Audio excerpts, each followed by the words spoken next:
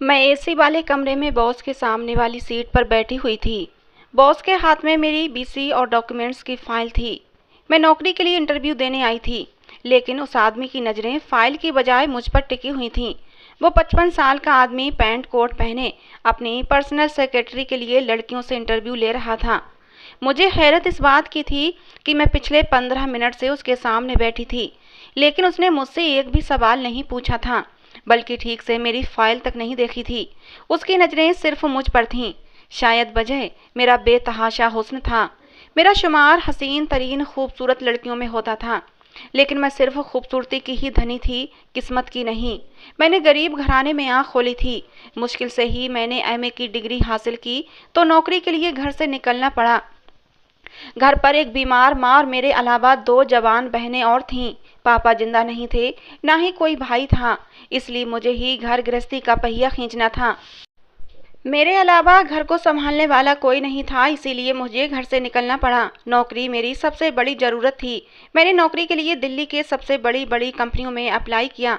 मुझे अच्छे से पता था कि मैं बहुत खूबसूरत हूँ और मैं जानती थी कि मेरी पढ़ाई की डिग्रियाँ काम नहीं आएंगी, मगर मेरा हुस्न ज़रूर काम आ जाएगा। मैं ख्वाबों ख्यालों में रहने वाली लड़की हरगिज न थी, इसलिए जानती थी कि मुझे नौकरी कैसे मिल सकती है। मैंने अपने हाथ की खाली उंगली को देखा, जिसमें कुछ समय पहले साहिल के नाम की अंगूठी जगमगा रही थी, लेकिन अब वो उंगली खाली थी। 2 साल पहले मेरी मंगनी साहिल से हो चुकी थी। दुबई जाने से पहले वो मुझे मंगनी की अंगूठी खुद अपने हाथों से पहना कर गया था। उसकी नौकरी दुबई में लग चुकी थी और वो 5 साल से पहले हिंदुस्तान नहीं आ सकता था। और इन 5 सालों में मेरी कोशिश थी कि अच्छी सी नौकरी करके दोनों बहनों की जिम्मेदारियों से आज़ाद हो जाऊं। मेरी दोनों ही बहनें जवान थीं। मेरी और साहिल की मंगनी हम दोनों की मोहब्बत का नतीजा थी। हम दोनों ही एक दूसरे से मोहब्बत करते थे।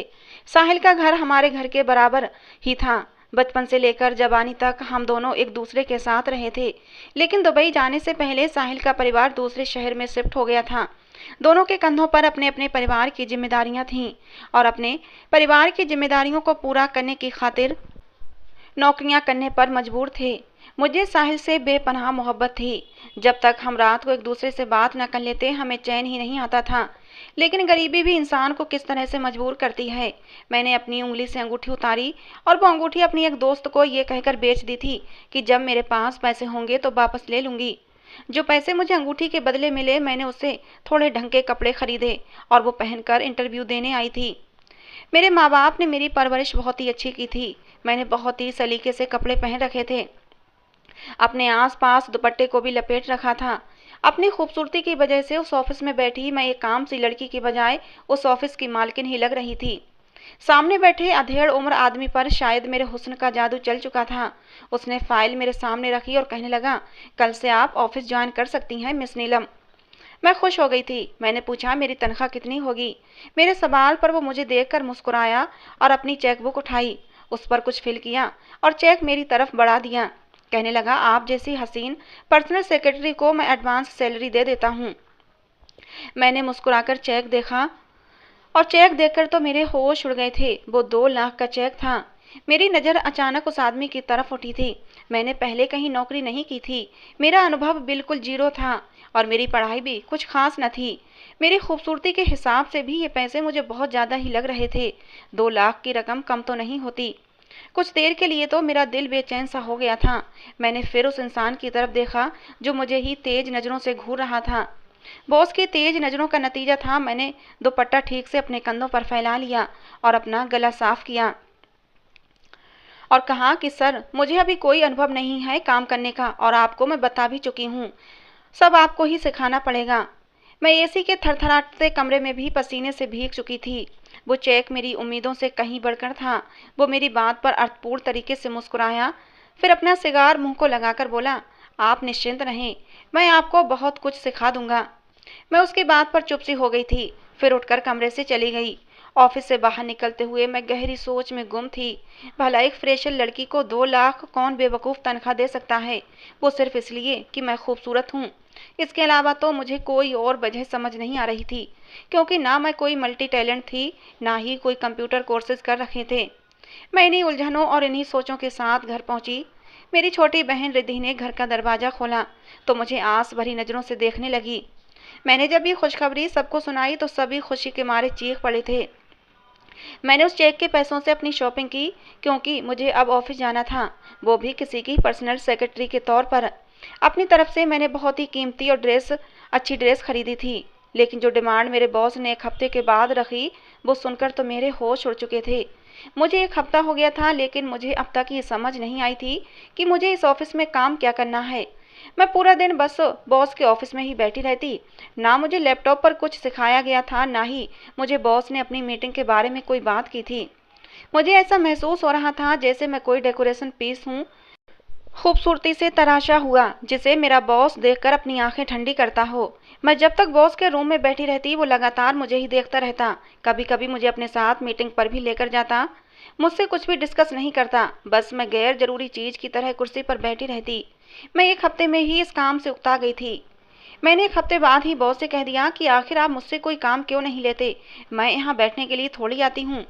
मेरी बात सुनकर वो मुस्कुराने लगा और कहने लगा, मैडम जी, जिस गेटअप में आप आती हैं ना, मैं आपको लोगों के सामने बिठाकर दिखा ही सकता हूँ।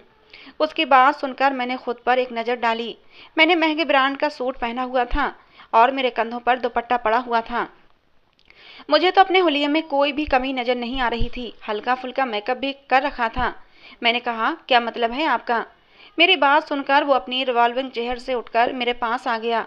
मैं भी अपनी कुर्सी से उठकर खड़ी हो गई थी। वो मेरे सामने आकर खड़ा हो गया और बोला, ये फुल स्लीव बाजू, कंधों पर फैला हुआ ये दुपट्टा, हसीन बालों की बंधी हुई चोटी या जूड़ा, खुद को आईने में देखो लड़की।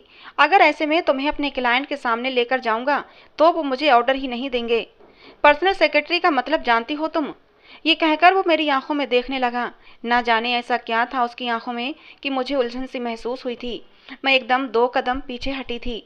वो फिर मेरे करीब आकर धीरे से बोला, पर्सनल सेक्रेटरी तो ऐसी होती है कि सामने वाला उसे देखकर अपने होश खो बैठे, और कॉन्ट्रैक्ट पर साइन करते समय भी आदमी की नजरें और ध्यान पर्सनल सेक्रेटरी पर ही रहे। हीरे को तराश कर पेश करूं तो उसकी कीमत अच्छी लगती है। ये कहते कहते वो मेरे सर से दुपट्टा उतार चुका था, मेरे बालों को जूड़े से भी आज़ाद कर चुका था। मैं यूं थी कि जैसे होश से बेगाना हुई थी। वो मेरे बहुत करीब खड़ा था। एकदम ही मैं पीछे हटी थी। उसकी बेशर्म नजरें जो मुझे बहुत कुछ समझा रही थीं। मैं एकदम से बेचैन हो उठी। मैंने जल्दी से अपना दुपट्टा अपने ऊपर ओढ़ा और कमरे से बाहर आई और ऑफिस से निकलकर सीधे घर चली आई। मैं शायद जितना आसान समझ रही थी, ये काम इतना भी आसान न था। मेरे बॉस ने जिस बेशर्मी का इजहार किया था, मेरा दिल ही धड़कना भूल गया था। मैंने सोच लिया था कि एडवांस में से जितने पैसे मैंने खर्च कर लिए हैं, वो भी थोड़े थोड़े जमा करके मैं बॉस को लौटा दूंगी, और बाकी के पैसे मेरी माँ के पास ही रखे थे, उन्हें वापस लाकर उस बॉस को लौटा दूंगी। मेरा दिल उस ऑफिस में काम करने का अब नहीं कर रहा था। मेरे बूढ़े बॉस के क्या घटिया इरादे थे, मैं समझ चुकी थी। मैं अपनी इज्जत को उसके सामने परोस नहीं सकती थी। लेकिन जैसे ही मैं घर में दाखिल हुई, मुझे डाइनिंग रूम से बातों की आवाज़ें आने लगीं, जैसे कोई मेहमान हो। मैं जैसे ही डाइनिंग रूम में दाखिल हुई, कुछ अजनबी लोग वहां पर बैठे चाय पी रहे थे। सामने टेबल पर बहुत से खाने पीने के सामान पड़े हुए थे। मेरी माँ ने मुस्कुराकर उन लोगों से मेरा इंट्रोडक्शन करवाया कि ये नीलम है, मेरी दूसरे नंबर की बेटी, सीमा से छोटी। सीमा दीदी उन लोगों के सामने बैठी थीं। मेरी माँ ने मुझे मिठाई खिलाई और कहा कि सीमा का रिश्ता पक्का हो गया है। ये सुनकर मुझे अपने बॉस की सारी बातें मैं भूल चुकी थी। मैं खुश थी कि चलो, सीमा दीदी का रिश्ता तो तय हुआ। वरना सीमा दीदी की जैसे जैसे उम्र बढ़ती जा रही थी, ऐसा लगता था जैसे सीमा दीदी डिप्रेशन का शिकार हो रही थीं। उनके बालों में चांदी भी उतरने लगी थी। और आज जब ये खबर मिली कि सीमा दीदी का रिश्ता तय हो गया है, तो मैं बहुत खुश थी। लेकिन मेहमानों के जाते ही मेरी माँ मुझसे कहने लगी, अच्छे लोग हैं इसलिए मैंने फौरन से हाँ कर दी। बस उन लोगों को शादी 6 महीने में चाहिए। वैसे भी तुम्हारी तनख्वाह अच्छी लग चुकी है। मैं सोच रही हूँ कि घर का गुजर बसर पापा की पेंशन पर ही कर लूँ और तुम्हारी तनख्वाह से सीमा की शादी की तैयारियाँ शुरू कर दूँ। ये सुनकर मैं चुप सी हो गई थी। रात को साहिल का कॉल आया, लेकिन मेरे दिमाग में तो मेरी बॉस की बातें घूम रही थीं। मैं अपनी माँ को कैसे बताती कि मैं ये जॉब छोड़ना चाहती हूँ? वो तो मेरी बहन का रिश्ता तय कर चुकी थीं। मैं इसी सोच विचार में गुम थी कि अब क्या करूं। और जब मेरी दीदी ने मुझे मोबाइल हाथ में थमाया, मैं बुरी तरह से चौंकी थी। कहने लगी, साहिल का कॉल आ रहा है, तुम कहाँ गुम हो? मैंने फ़ोन की तरफ देखा तो मेरी मंगनी की तस्वीर नज़र आ रही थी। साहिल के नंबर पर मैंने अपनी मंगनी की फ़ोटो लगा रखी थी। मैंने अपने उलझे हुए जहन को झटकार फ़ोन उठा लिया। साहिल मुझे सीमा के रिश्ते के तय होने की बधाई देने लगा। कहने लगा अच्छा हुआ कि सीमा की जल्द से जल्द शादी हो रही है। मैं उसे ठीक से बात नहीं कर पा रही थी। साहिल कहने लगा क्या बात है नीलम, तुम मुझसे कैसे बात कर रही हो? वैसे बात नहीं कर रही जैसे रोज करती हो। मैंने कहा बात तो कर रही हूँ ना। वो कहने लगा जानती हो पूरा दिन मुझे बस इसी समय का तो इंतजार रहता है। तुम्हारी आवाज़ सुनता हूँ तो दिन भर की थकान भूल जाता हूँ। मैं गायब दिमागी से साहिल की बातें सुन रही थी। मैंने साहिल से कहा कि मेरे सर में दर्द हो रहा है। मेरा सर दर्द सुनकर शायद साहिल परेशान हो गया था। कहने लगा अच्छा ठीक है, तुम आराम करो, हम कल बात करेंगे। साहिल ने फ़ोन बंद कर दिया। मैं जानती थी वो मुझसे कितनी मोहब्बत करता है। यहाँ से जाने से पहले जब वो मुझसे मिलने आया था तो उसके जाने पर मैं कितना रो रही थी। आंखें तो उसकी भी गीली थीं, लेकिन मुझे चुप करवा रहा था। कहने लगा नीलम अगर तुम रोगी तो मैं कैसे जाऊँगा, प्लीज़ मुस्कुराकर मुझे विदा करो। और सारी बर्दाश्त के बावजूद अपने आंसू मैं रोक नहीं पाई थी। मैंने कहा 5 साल कम तो नहीं होते साहिल। मेरे शिकवे पर वो कहने लगा जाना तो पड़ेगा ना नीलू, मैं चाहता हूँ तुम्हें अपने घर लाने से कम अपना घर तो बना लूँ ताकि बाद में मुश्किल ना हो। लेकिन अगर तुम यूं रोगी तो मैं जा नहीं पाऊंगा, फिर सारी जिंदगी ही किराए के मकान पर धक्के खाते गुजरेगी। मेरे आंसू वो अपने हाथों से साफ कर रहा था। मैंने साहिल की तरफ देखकर पूछा क्या तुम रह सकोगे मेरे बगैर 5 साल? मेरे सवाल पर उसकी आंखों में नमी उतर आई थी, लेकिन उसने फौरन से अपने आंसू साफ किए और कहने लगा इसीलिए तो तुम्हें अपने नाम करके जा रहा हूँ ताकि तुम्हें खोने का डर ना हो। वहाँ रहना मेरी मजबूरी है, अपने हालात भी तो सुधारने हैं। ये कहकर वो मेरे कमरे से बाहर जाने लगा, लेकिन उसने मुझसे मना कर दिया। कहने लगा तुम बाहर मत आना। मैंने पूछा क्यों? तो कहने लगा तुम्हारे सामने मैं जाना नहीं चाहता, तुम्हारी आंखों में आंसू देखकर मुझे खुद को संभालना मुश्किल हो जाएगा। उसकी आवाज़ में वाकई नमी घुली हुई थी। फिर वो फौरन कमरे से बाहर चला गया। साहिल का हमारे घर बचपन से ही आना जाना था। हम बचपन से ही एक दूसरे के साथ खेलते लड़ते झगड़ते बड़े हुए थे। वो मुझे बहुत परेशान करता था। मैं किचन में होती तो किचन में आ जाता और जब तक मैं खाना बनाती वो मेरे पास खड़ा रहता और मुझे तंग करता रहता।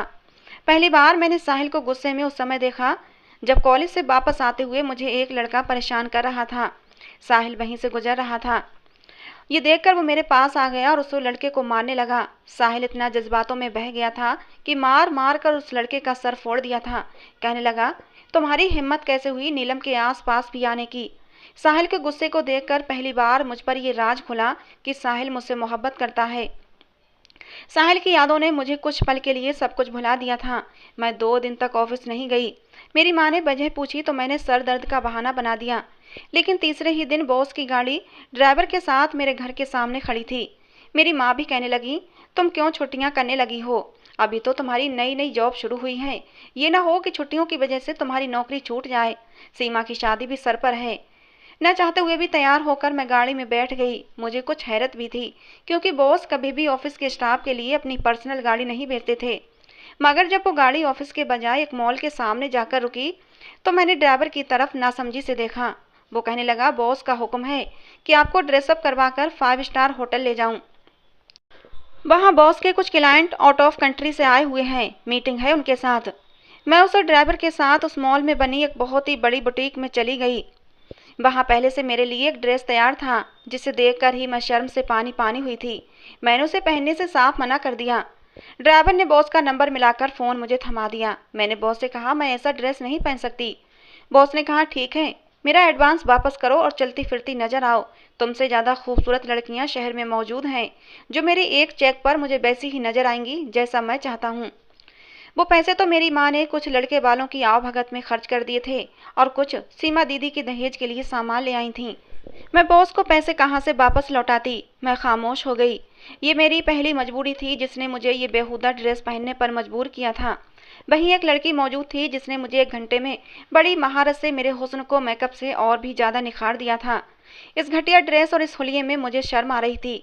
ड्राइवर मुझे बहुत ही आलीशान महंगे 5 स्टार होटल में ले गया, जहां होटल के कमरे में मेरा बॉस कुछ विदेशियों के साथ बैठा शराब पी रहा था।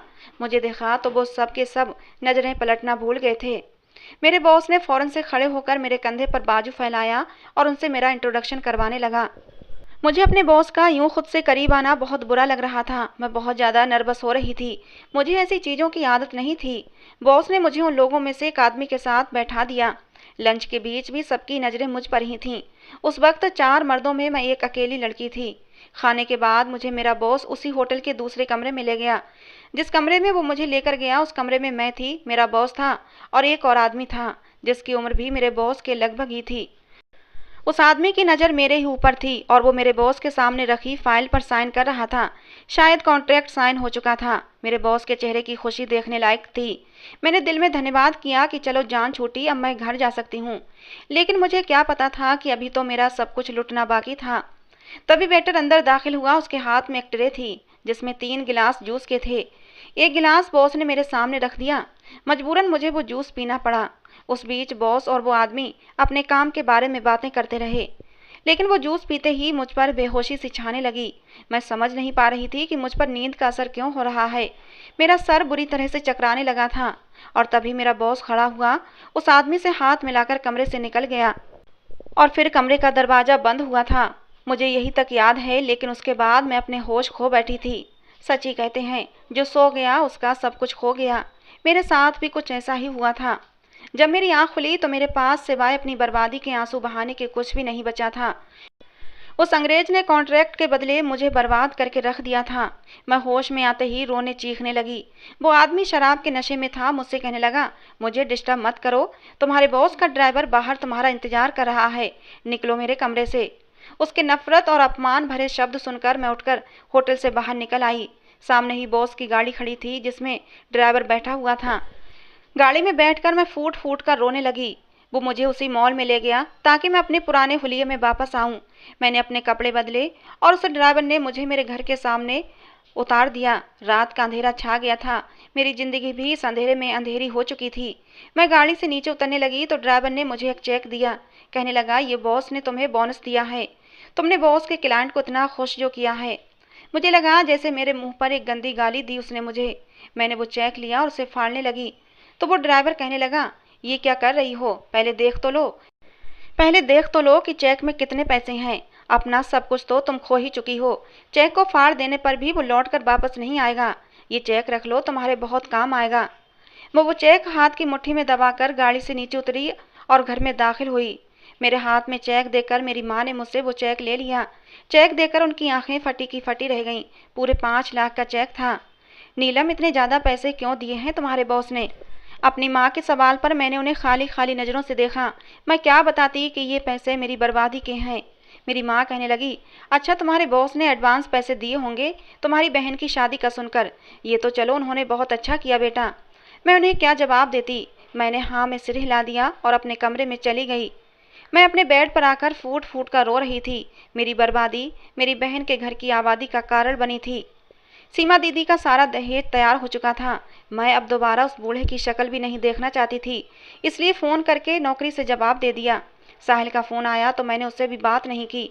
क्या बताती, क्या बात करती कि तुम मुझे जैसा छोड़ कर गए थे मैं अब वैसी नहीं रही। मैं अपनी इज्जत खो चुकी हूँ। मेरी माँ मुझे ऑफिस न जाने की वजह पूछती तो मैं बहाना बना देती, लेकिन एक दिन मेरी माँ जब बहन की शादी की शॉपिंग करके घर लौटी तो उनके सीने में दर्द की तेज लहर उठी थी। उन्होंने उस समय इस बात को ज़्यादा सीरियस नहीं लिया, मगर रात को उनको हार्ट अटैक आ गया। हमारे पास तो किसी सवारी का भी इंतजाम नहीं था। पड़ोसियों की मदद से मैं अपनी माँ को अस्पताल ले गई। डॉक्टर ने कहा अगर कुछ दिनों में ऑपरेशन नहीं किया गया तो तुम्हारी माँ मर सकती है। मेरे पास कोई दूसरा रास्ता नहीं था। मुझे मजबूरन अपने बॉस को फिर से फ़ोन करना पड़ा। मैंने अपने बॉस से कहा कि मेरी माँ को हार्ट अटैक आया है, मुझे पैसों की ज़रूरत है। बॉस कहने लगा, तुमने तो नौकरी छोड़ दी थी, खबरदार जो तुमने मुझे दोबारा फ़ोन किया। वो फ़ोन बंद कर चुका था। मैं रोने लगी। अगले दिन मैं उसके ऑफिस के रूम में बेबसी से हाथ जोड़े खड़ी थी। उससे अपनी माँ के लिए दया की भीख मांग रही थी। वो पत्थर दिल इंसान कहने लगा, पहले मेरे पैरों में गिड़गिड़ाकर माफ़ी मांगो। बहुत ही बदतमीजी से तुमने फ़ोन पर बात की थी, उस बात की माफ़ी मांगो। उस जैसा मगरूर और घमंडी आदमी मैंने अपनी ज़िंदगी में नहीं देखा था, लेकिन उस वक्त मैं बेबस थी, इसीलिए उसके कदमों में आकर बैठ गई। हाथ जोड़कर उससे माफ़ी मांगने लगी। उसने अपना चेहरा मेरे करीब किया और सिगार का धुआं मेरे मुंह पर फेंक दिया और बहुत ही नफरत से कहने लगा, मैं बिना किसी मकसद के किसी को एक पाई भी नहीं देता। जो काम तुमने उस दिन होटल में बेहोशी में किया था, आज के बाद पूरे होशो हवास में करोगी तो तुम्हें माला माल कर दूंगा। और अगर तुम चाहती हो कि तुम्हारी माँ का ऑपरेशन हो जाए तो मेरी सारी बातें मानना पड़ेंगी और इसको कॉन्ट्रैक्ट पेपर पर साइन करना पड़ेगा। फिर तुम मेरे हुक्म के बिना मेरे काम से इनकार नहीं कर सकती। उस कॉन्ट्रैक्ट पेपर मेरे सामने रख दिया और कहा कि इस पर साइन करो। मैं तुम्हें तुम्हारी माँ के ऑपरेशन के लिए पैसे दे दूंगा। इसके अलावा तुम्हें और भी पैसे देता रहूंगा। वो कॉन्ट्रैक्ट नहीं था, गुलामी थी, पाप का दलदल था। लेकिन मेरे पास उस समय कोई रास्ता नहीं था। मेरी माँ जिंदगी और मौत के बीच में खड़ी थी। मैंने आंसुओं से भरी आंखों से उस पेपर को देखा। मेरी इज्जत की अर्थी निकलने की हर बात उसमें लिखी हुई थी। 2 साल का कॉन्ट्रैक्ट था। मैंने कांपते हाथों से उस पर साइन करने लगी। आंखों के सामने साहिल का चेहरा आने लगा। लेकिन उस समय मेरी माँ की जिंदगी मेरे लिए सबसे ज़्यादा जरूरी थी। मैंने वो पेपर साइन कर दिए। उस दिन मेरे अंदर की लड़की की मौत हो चुकी थी। उस इंसान के चेहरे पर एक शैतानी मुस्कुराहट फैल गई थी।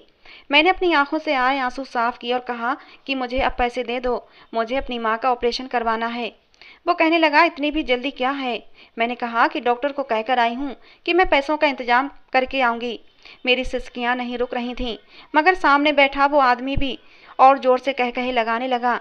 कहने लगा, मेरे साथ होटल जाओगी और मेरा ड्राइवर हॉस्पिटल में तुम्हारी माँ के ऑपरेशन के पैसे जमा करवाएगा। जब तक ऑपरेशन होगा तब तक तुम मेरे साथ रहोगी। मैं उसकी बात पर नम आंखों से उसे देख रही थी। मैंने अपनी ज़िंदगी में ऐसा पत्थर दिल इंसान नहीं देखा था। मुझे उस इंसान से इतनी नफरत हो रही थी कि अगर मेरे बस में होता तो मैं उसे जान से मार डालती। मैं कहीं भागी तो नहीं जा रही थी। कॉन्ट्रैक्ट भी साइन कर चुकी थी। उसकी गुलामी तक करने को तैयार थी। लेकिन उस इंसान के अंदर इंसानियत तो मर चुकी थी। मैंने अपनी बहन को फ़ोन किया जो उस वक्त मेरी माँ के पास अस्पताल में मौजूद थी। मैंने कहा, पैसे उसके पास पहुँच जाएंगे, वो ऑपरेशन करवा ले, मुझे एक ज़रूरी मीटिंग पर जाना है। एक बूढ़े आदमी को अपना आप सौंप देना किसी अजाब से कम नहीं लग रहा था। उस इंसान ने मुझे बहुत ज़्यादा नफरत और घिन महसूस हो रही थी। उस रात मेरा बूढ़ा बॉस मेरे शरीर से अपनी हवस पूरी करता रहा और मुझे तो खबर ही नहीं हुई कि मेरी माँ इस दुनिया से जा चुकी थी।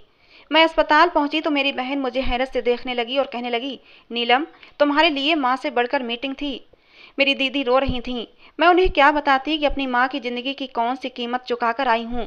वो मेरे साथ लग गईं और रोने लगीं। कहने लगीं, मम्मी मर चुकी हैं। दीदी के इन शब्दों ने तो मुझे जीते जी मार डाला था। वो कहने लगीं, ऑपरेशन के बाद उनकी हालत बहुत ज़्यादा बिगड़ गई थी। वो आपके बारे में ही पूछ रही थीं। उनके होठों पर एक ही नाम था कि नीलम कहाँ है। वो रोते हुए मुझे बता रही थीं और मुझे लगा किसी ने मेरे सर पर आसमान तोड़ दिया हो। मैं वहीं चकराकर गिरकर बेहोश हो गई थी। मेरी गुलामी और इज्जत की नीलामी भी मेरी माँ की जान नहीं बचा सकी थी। अगर अपने कॉन्टैक्ट से पीछे हटी तो वो इंसान मुझ पर केस कर देता। मैंने अपने मंगेतर को फ़ोन कर दिया और उससे कहा कि मैं तुमसे शादी नहीं कर सकती। वो मुझसे वजह पूछता रहा। कहने लगा, नीलम, होश में तो हो, मुझे बताओ हुआ क्या है। मैंने साहिल की बात का कोई जवाब नहीं दिया और फ़ोन बंद कर दिया। मैंने उससे रिश्ता ख़त्म कर दिया था। उसके साथ झूठ और बेईमानी नहीं कर सकती थी। मैं जिस राह पर चल पड़ी थी उस राह की कोई मंजिल नहीं होती। उस राह से कोई लड़की वापस लौट कर नहीं आ सकती। और फिर मैं जानती थी जहाँ साहिल काम करता है वहाँ 5 साल का कॉन्ट्रैक्ट है। उसका पासपोर्ट उस कंपनी के पास है। वो 5 साल से पहले साहिल को वापस नहीं आने देंगे। बेहतर था कि राहें अलग कर लेते। मैंने अपने आप को अंदर से मार डाला था। मेरे अंदर अब जीने की कोई उमंग नहीं बची थी। लेकिन जब अपनी बहनों का चेहरा देखती तो मजबूरन ये ज़िंदगी जीना पड़ती थी। मैंने कुछ दिन के बाद ही ऑफिस जाना शुरू कर दिया था और जब मेरे बॉस ने सुना कि मेरी माँ मर गई है तो उसने बस झूठ मूठ का अफसोस किया था। अब मैं रेगुलर ऑफिस जा रही थी और इंतजार में थी कि कब मेरा बॉस अगली बार मुझे किसी अमीर आदमी के सामने पेश करेगा और अपने बिजनेस कॉन्ट्रैक्ट पर साइन कराकर अपने बिजनेस को आगे बढ़ाएगा। लेकिन पूरा 1 महीना गुजर गया था। बॉस ने किसी भी अमीर आदमी के सामने मुझे पेश नहीं किया था। एक दिन मैं हैरान रह गई। जब मैं ऑफिस पहुंची तो मेरे बॉस के कमरे में एक दूसरी खूबसूरत लड़की बैठी हुई थी। मैंने जब पूछा तो वो कहने लगा, ये मेरी नई सेक्रेटरी है। मैं खुश हो गई कि चलो, लगता है इसने मुझे जॉब से निकाल दिया है और मेरी जान छूट जाएगी। लेकिन वो कहने लगा, ज़्यादा खुश होने की ज़रूरत नहीं है तुमको, तुम भी मेरी सेक्रेटरी ही रहोगी। उसके बाद वो मेरा बॉस उसी लड़की को अपने साथ होटल ले जाता, लेकिन मुझे ऑफिस में ही छोड़ देता था। मैं उसकी गैर मौजूदगी में ऑफिस के सारे काम देखती थी। मुझे हैरत हो रही थी कि भला वो मुझे होटल क्यों नहीं ले जाता। और एक दिन मुझ पर ये राज भी खुल गया जब वो मेरे बहुत करीब आ गया। इतने करीब कि उसकी गर्म गर्म सांसें मेरे चेहरे पर पड़ने लगीं। मैंने उसे खुद से दूर धकेला तो उसने मेरा मुंह अपने हाथों में दबोच लिया। कहने लगा, तुम्हारी हिम्मत कैसे हुई मुझे खुद से दूर करने की? तुम भूल चुकी हो कि मैं तुमसे कॉन्ट्रैक्ट साइन करवा चुका हूँ और जो चाहे तुम्हारे साथ कर सकता हूँ। शुक्र मनाओ कि मैं अब तुम्हें और लोगों के सामने पेश नहीं करता, तो मैं खुद तक ही सीमित रखा है। और उसकी वजह यह है कि तुम मेरे दिल को भा गई हो। अब तुम सिर्फ मेरी ही रातें रंगीन करोगी, ना कि दूसरों की। और इसीलिए दूसरों के लिए मैंने एक दूसरी सेक्रेटरी रख ली है। अब तुम सिर्फ मेरे लिए हो और तुम्हें मुझे खुश करना ही पड़ेगा। ये कहकर वो मेरे बहुत करीब आ गया और मुझे खुद में समेट लिया। मैं अपने बचाव के लिए हाथ पांव भी नहीं मार सकती थी, क्योंकि मैं कॉन्ट्रैक्ट साइन कर चुकी थी। और फिर उसके बाद ये सिलसिला चल पड़ा था। एक दिन मैंने उससे कहा कि अगर तुम्हारा दिल मुझ पर आ गया है तो मुझसे शादी कर लो, ये रोज रोज का गुनाह मुझसे सहा नहीं जाता। वो कहने लगा, तुमसे शादी मैं क्यों करने लगा? तुम जैसी लड़कियां सिर्फ दिल बहलाने के लिए होती हैं, शादी के लिए नहीं। ये कहकर वो चला गया था। मैंने आखिरी बार अपने बहते आंसू पोंछे थे। मैंने अब अपने दिल में कुछ ठान लिया था कि मुझे अब आगे क्या करना है। उसके सारे कारोबार को मैं समझ चुकी थी। इन 8 महीनों के अंदर मैंने उस आदमी को अपना मोहताज बनाकर रख लिया था। वो मेरे बगैर बिल्कुल जीरो था। मेरी खूबसूरती उसके हवासों पर बुरी तरह से सवार हो चुकी थी। ये कहना ज़्यादा सही रहेगा कि वो मुझसे मोहब्बत करने लगा था, मुझ पर विश्वास भी करने लगा था। बस वो मुझे इज्जत के साथ अपनी पत्नी नहीं बना सकता था। मैंने एक जॉइंट अकाउंट बनवाया, उसका सारा बैलेंस उसमें रखवा लिया। उसकी सारी डील्स के बारे में मैं सारी इन्फॉर्मेशन रखती थी। उसकी हर डील पर दूसरा साइन मेरा ही होता था। मैंने उसे शराब और अपने हुस्न का इतना आदी बना लिया था कि अब वो कई कई दिन तक होटल के कमरे में नशे में चूर पड़ा रहता था। और अब मैं इसी बात का फ़ायदा उठा रही थी। जब भी वो मेरे करीब आने की कोशिश करता, मैं उसको इतनी शराब पिला देती कि वो अपने होश खो बैठता था और बेहोशी की हालत में ही अपने कमरे में पड़ा रहता था। नशे की हालत में ही मैंने उसकी हर प्रॉपर्टी, यहाँ तक कि उसका बंगला भी अपने नाम करवा लिया था। मैं उस दरिंदे को पाई पाई का मोहताज कर देना चाहती थी। उसके क्लाइंट्स अब मुझसे ही डील करते थे। मैं उसकी हर चीज़ अपने नाम कर चुकी थी। मैंने अपनी दोनों बहनों की शादियाँ बहुत धूमधाम से की थीं।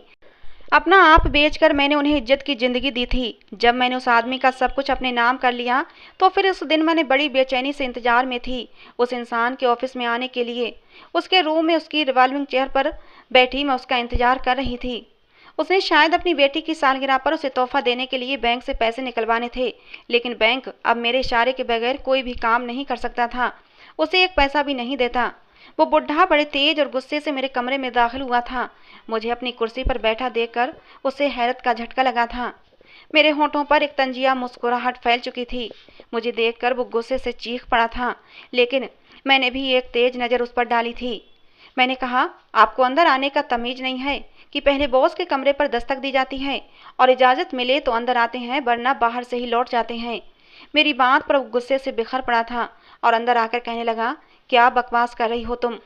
मैंने कहा, मुझसे तमीज़ से बात करो, वरना अपने गार्ड को बुलवाकर धक्के देकर बाहर निकलवा दूंगी। वो कहने लगा, तुम शायद अपनी औकात भूल रही हो। थोड़ी ही देर में कमरे में वकील मुझसे अंदर आने की इजाज़त मांग रहा था। मैंने उसे अंदर आने की अनुमति दी। उस वकील से कहा कि इस इंसान को इसकी औकात दिखा दो। वकील ने उसे सारे कागज दिखा दिए तो वो यूं हो गया था जैसे उसे किसी ने मौत की सज़ा सुना दी हो। वो बिल्कुल खाली दामन हो चुका था। कहने लगा, तुमने मुझे धोखा दिया है। मैंने कहा, तुमने भी तो मुझे नशा देकर धोखे से एक दरिंदे के हवाले मुझे कर दिया था, कुछ पैसों की खातिर। मैंने तो हिसाब बराबर किया है। उसका टूटा हुआ गुरूर, धुआं होता चेहरा देखकर मेरे अंदर बैठी बेबसी की लड़की आज नाच रही थी, झूम रही थी। मैंने कहा, कल तक अपना बंगला खाली कर देना, वरना धक्के मार कर उस घर से निकलवा दूंगी। आज तक उन आंखों में मैंने सिर्फ घमंड, गुरूर और हवस देखी थी। आज आंसू देख रही थी, बेबसी देख रही थी। वो रोने लगा, कहने लगा, मुझे माफ़ कर दो। लेकिन मैंने उसकी एक न सुनी और गार्ड को बुलवाकर उसे बाहर निकलवा दिया। कुछ दिन बाद उसकी बेटी रोते हुए मेरे पास आई और कहने लगी, मेरे पापा को हार्ट अटैक हुआ है। डॉक्टर ने ऑपरेशन का कहा है, मुझे पैसों की सख्त ज़रूरत है। मैंने भी उस लड़की से वही कॉन्ट्रैक्ट साइन करवाया जो साइन आज से 1 साल पहले उसके बाप ने मुझसे करवाया था। आज उसकी बेटी मेरी जगह खड़ी थी। रोते हुए उसने साइन किया था। मैंने उसे एक होटल में भिजवा दिया और ड्राइवर को हॉस्पिटल उसके बाप के ऑपरेशन के लिए फ़ीस जमा करवाने भेज दिया। मैं अपने ऑफिस में बैठी थी, लेकिन अंदर से बहुत बेचैन थी। मुझे लगा उस लड़की के साथ जो कुछ होने जा रहा है, ऐसा लग रहा था उसकी तकलीफ मैं अपने शरीर पर महसूस कर रही थी। गलती उसके बाप की थी तो फिर सज़ा उस मासूम लड़की को क्यों मिलती? मैं फ़ौरन से होटल में चली गई और मैंने उस लड़की की इज्जत बचा ली और डील कैंसिल कर दी। मैं एक औरत थी, उस मर्द जैसी बेहिस नहीं, क्योंकि जो तकलीफ मैंने सही थी मुझे उसका एहसास था। मैंने उस लड़की को उसकी सारी जायदाद वापस कर दी।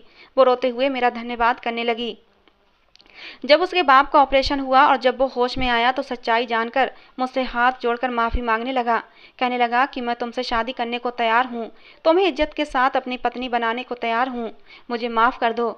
लेकिन मुझे अब उसकी पत्नी बनना मंजूर नहीं था। मेरे कॉन्ट्रैक्ट में अभी 1 साल बाकी था, लेकिन मेरे बॉस ने वो कॉन्ट्रैक्ट फाड़ कर फेंक दिया। मैंने भी ऑफिस छोड़ दिया और अपने फ्लैट में रहने लगी, अपना बिजनेस शुरू कर लिया। वहाँ पर मैं ऐसी गरीब मजबूर लड़कियों को नौकरी पर रखती थी जो अपने घर की अकेली जिम्मेदारी को उठाने वाली होती थीं। मैं नहीं चाहती थी कि जैसे मेरी बेबसी और मजबूरी का फ़ायदा उठाया गया था किसी और लड़की के साथ भी वैसा ही हो। मैं नहीं चाहती थी कि फिर से कोई नीलम किसी की हवस का निशाना बने। इस बात को 5 साल गुजर चुके थे। मैंने अपनी ज़िंदगी का बस यही मकसद बना लिया था। अचानक एक दिन मुझे एक कॉल आई कि एक नौजवान आपसे मिलना चाहता है। कहता है कि ऑर्डर पर माल तैयार करवाना है। बच्चों की गारमेंट्स कपड़ों की फैक्ट्री थी जहां लेडीज़ वर्कर बच्चों के कपड़े सिलाई करती थीं। शायद वही लेने के लिए आया है। मैंने कहा उसे अंदर भेज दो। मैंने अपने साड़ी का पल्ला ठीक किया और कमरे का दरवाज़ा खुला तो सामने जो इंसान खड़ा था उसे देखकर मैं सांस लेना भूल गई थी। पैंट कोट पहने वो लड़का कोई और नहीं बल्कि साहिल था। मेरे होंठों से अचानक ही निकला, साहिल तुम? और मैं एकदम से खड़ी हो गई। तुम यहाँ? साहिल कहने लगा, क्यों, मैं यहाँ नहीं आ सकता? मैं चाहती थी साहिल यहाँ से चला जाए, मुझसे कोई सवाल ना करे। मैं उसे कुछ भी बताना नहीं चाहती थी। मैं तो उसे देखना भी नहीं चाहती थी, ना ही उसका सामना कर सकती थी। वो मेरे सामने आकर खड़ा हो गया और कहने लगा, मुझे तुमसे कुछ कहना है। लेकिन मैंने साहिल से मुंह फेर लिया, अपनी आंखों में आए आंसू पोंछे और कहा, मेरा तुमसे कोई संबंध नहीं है। मेरा ये कहना था कि उसने मेरा हाथ पकड़ लिया और कहने लगा, संबंध तुमने तोड़ा था, मैंने नहीं। ये कहकर वो मुझे अपने साथ बाहर ले जाने लगा। मैं वहाँ पर अपना तमाशा नहीं चाहती थी। सारे वर्कर्स मुझे देख रही थीं। मैं खामोशी से उसके साथ बाहर आ गई। बाहर एक गाड़ी खड़ी थी। कहने लगा, तुम अगर ये नहीं चाहती कि यहाँ तमाशा हो तो खामोशी से गाड़ी में बैठ जाओ। मैं गाड़ी में बैठ गई। वो मुझे समंदर के किनारे ले गया। गाड़ी से उतरकर मेरा हाथ पकड़कर मुझे समंदर के किनारे ले गया। कहने लगा, बताओ ऐसा क्या हुआ था कि तुमने फ़ोन कॉल करके मुझसे मेरे जीने का हक ही छीन लिया? क्या इतना आसान था तुम्हारे लिए मुझसे हर रिश्ता ख़त्म कर देना? बुरे हालात किसी पर भी आ सकते हैं, लेकिन कोई अपने चाहने वालों के साथ ये सब तो नहीं करता। आज बरसों के बाद मैं फूट फूट कर रो रही थी। मैंने कहा, साहिल तुम अपनी ज़िंदगी बसाओ और उसमें खुश रहो। मैं जिस मकाम पर खड़ी थी वहाँ तुम कहीं नहीं हो। मैं तुम्हारे काबिल नहीं रही। मैंने सोचा कि उसे सब कुछ सच सच बता देती हूँ ताकि वो अपना रास्ता बदल ले, और फिर मैंने रोते रोते उसे सब कुछ बता दिया था, कुछ भी नहीं छुपाया। वो खामोशी से मेरी हर बात सुनता रहा। फिर कहने लगा, क्या मैं मर गया था नीलम? मुझसे क्यों नहीं कहा? मुझे क्यों नहीं बताया? क्या ये थी तुम्हारी मोहब्बत? तुमने एक बार भी मुझ पर विश्वास नहीं किया। एक बार भी अपना समझकर अपनी परेशानी मेरे सामने नहीं रखी। एक बार तुम मुझसे कहती, मैं तुम्हारा अपना था। तुमने क्यों दूसरों के सामने हाथ जोड़कर खुद को बर्बाद किया? आज फिर मेरे बहते हुए आंसुओं को अपने हाथों से पोंछ रहा था। कहने लगा, अच्छा छोड़ो इन सब बातों को, ये बताओ कि तुम्हारे घर कब आऊं तुम्हें अपनी दुल्हन बनाने के लिए? मैंने अचानक ही उसकी तरफ देखा। मैंने कहा, ये सब जानकर तुम मुझे अपनाना चाहते हो? क्या तुम पागल हो गए हो साहिल? तुम्हें कोई भी अच्छी लड़की मिल सकती है। वो कहने लगा, मैं एक अच्छी लड़की से ही कह रहा हूँ। मैं अब भी तुमसे मोहब्बत करता हूँ। तुम्हारी बातें सुनने के बाद भी मेरे दिल में तुम्हारी मोहब्बत बिल्कुल भी कम नहीं हुई है। मैं जानता हूँ कि जो कुछ तुमने किया वो मजबूरी में किया। मैं आंखें फैलाए साहिल को देख रही थी। मैं नहीं जानती थी ये मर्द का कौन सा रूप है जो मुझे साहिल के अंदर नजर आ रहा था, लेकिन खैर एक सहारे की जरूरत थी मुझे, इसीलिए मैं इनकार न कर सकी। और फिर मैं तो साहिल से मोहब्बत करती थी। मैंने ही उसकी मोहब्बत को अपने दिल के अंदर कहीं दफन कर लिया था, लेकिन अब भी साहिल मेरे दिल की धड़कनों में बसता था। अचानक ही रोते हुए मैं साहिल के सीने से जा लगी थी। साहिल ने भी मुझे अपनी बाहों के घेरे में ले लिया था। आज जिंदगी मुस्कुरा रही थी और मेरे अंदर जीने की उमंग पैदा हो रही थी। तो दोस्तों, ये थी आज की हमारी कहानी। आपको कैसी लगी जरूर बताना। पसंद आई हो तो प्लीज़ लाइक करना। रोज़ एक नई कहानी सुनने के लिए हमारे चैनल को भी सब्सक्राइब करना। कहानी को अंत तक सुनने के लिए आप लोगों का बहुत बहुत धन्यवाद दोस्तों। मिलते हैं अगली किसी नई कहानी के साथ।